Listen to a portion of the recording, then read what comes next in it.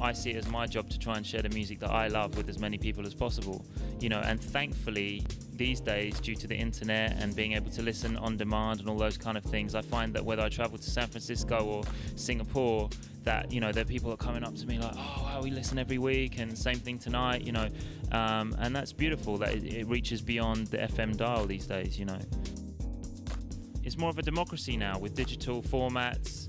You know, before there was one big station, you know, 4 big TV stations. Now there's hundreds, and so people can make their own choices. And I think that's the key, really, because up until this point I've always had a problem with the concept of, you know, sitting in a playlist meeting, for example, at the radio, which I have to do sometimes, and having an argument about a record, and it's like, yeah, but it's what the people want. Yeah, but it's what the people want. You know, that lowest common denominator mentality is going out the window now, because, you know, people only want it because it's the only thing that they're given the opportunity to want. And it's pimped out the record industry a little bit, in the sense that people can, you know, music is worth less, not just financially, but in terms of people like, oh, check this out, it's you know, it's more instant. But at the same time, what that means is that in the same way that DJs have always had a direct influence on A&Rs, you know, now what people are downloading off the internet and sharing with their friends is having a direct influence on what people want to put out.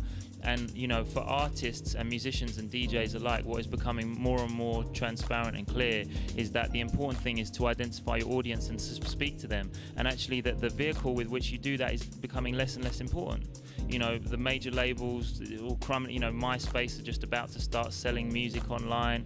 You know, I heard a statistic that a lot of the biggest selling records are sold in coffee shops here. You know, it's all changing.